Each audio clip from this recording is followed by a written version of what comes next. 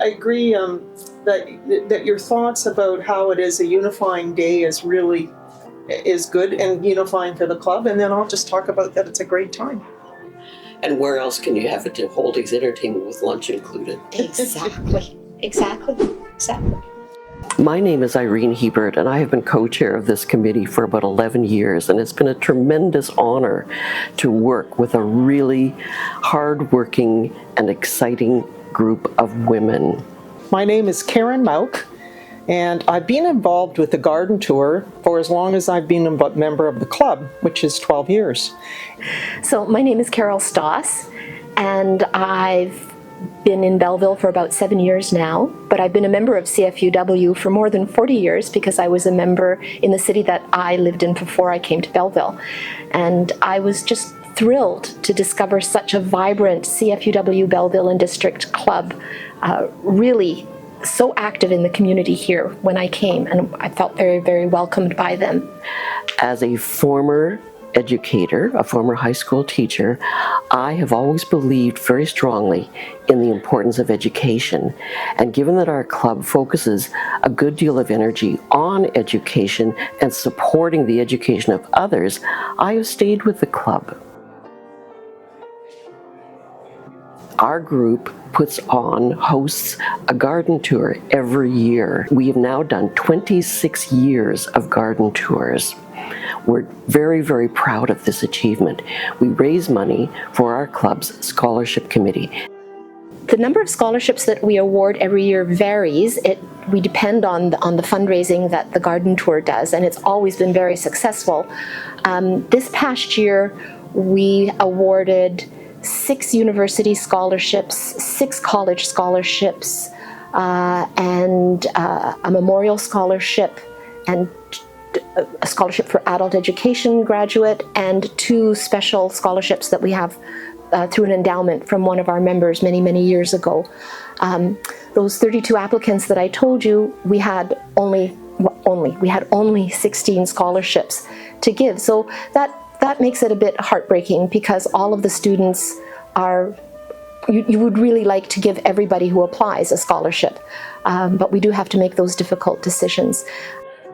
Welcome to my garden. I hope you're enjoying it. Now this garden has been a work in progress for years. Everything changes from year to year. Basically the same plants. We use a lot of perennials and incorporate just a bit of annuals. We have a lot of vegetables with the flowers as well. Every year at the garden tour, people ask us, how do you find these gardens? And it is an interesting process. There's not a garden tour that we don't hold that people don't approach us at the church hall or later and say, you might be interested in my garden. And often they're very tentative. They say, well, I don't know if my garden's as good as it should be.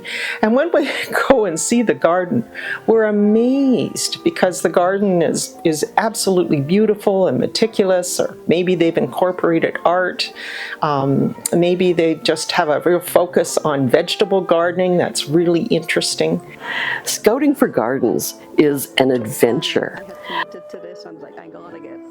So basically this garden was introduced to this tour from someone walking by and saw it and referred it to the ladies, and they approached us, and based on how they explained what it is about and where most of the money that they get is going to scholarship for kids, really sold us on it.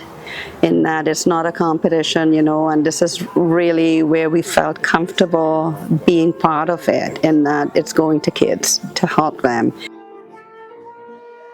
My name is Karen Broadhurst, and I'm a volunteer at the garden tours for the CFUW. I'm a member of the group and have been a member for about 3 years now. The club has about over 100 women who volunteer for many different aspects of the club.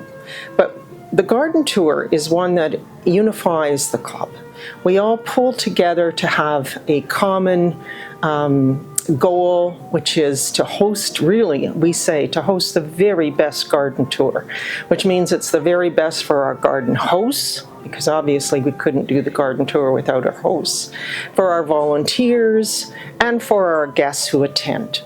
And every year, there are probably 65 of our club members who in one way or another volunteer for this event. I'm just going to talk about this garden and some of the beautiful flowers that she has. We've got some Canterbury bells, some delphinium, some beautiful lilies that will be in flower in about a week's time, and they will give off an absolutely gorgeous perfume.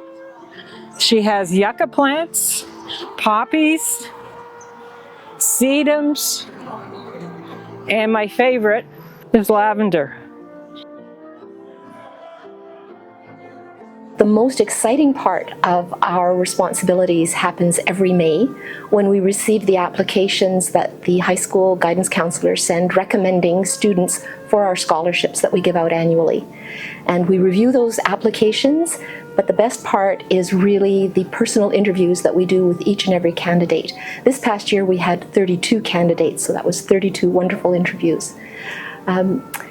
It's really so positive and so exciting and optimistic to talk to so many young people who are so bright and articulate. They have their career path set out, whether it's going to happen or not, nobody really knows, but they have an idea of where they want to go. Not only are they high achievers in their schools academically, but they also are really involved in so many extracurricular activities that support their school community, and they also volunteer in the broader community. And very often they have a part-time job as well. So in general, I would say that they are really super achievers as members of their school, the city, county where they go to school, and also academically. I think one of the students who sent a note after she received a scholarship said the most wonderful thing, and very simply she wrote to us, "Thank you for helping me achieve my dreams."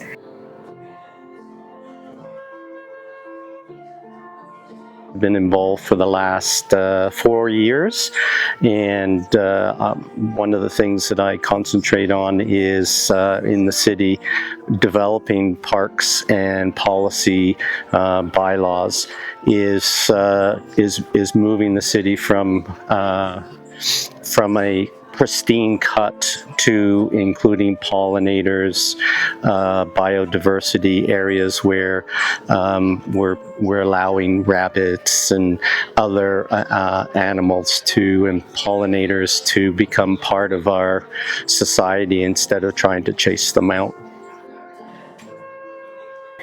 Just last evening, we visited a gentleman who is a master gardener, living out in the country on a very large property. It is a spectacular garden. We're really looking forward to having it on next year's tour.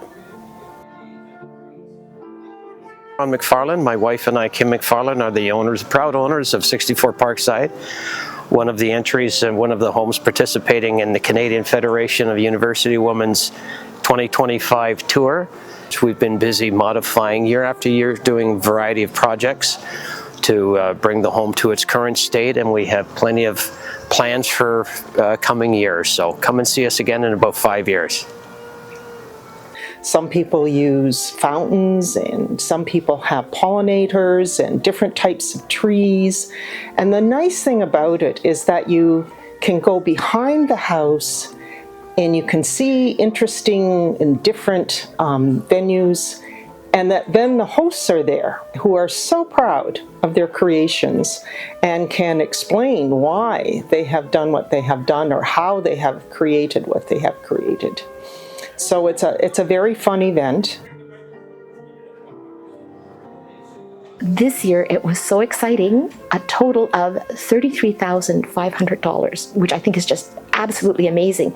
We've really been able to do a lot of good support for secondary school graduates going on to university and college studies this year. What I like about the garden tour is that it's a fun event, that people look forward to going on it, and I have sold tickets to people that I was surprised bought it One year, a couple bought it and took their grandchildren, who were teenage boys, on the garden tour, and later reported that they had a blast. And who would have known that teenage boys would have enjoyed a garden tour?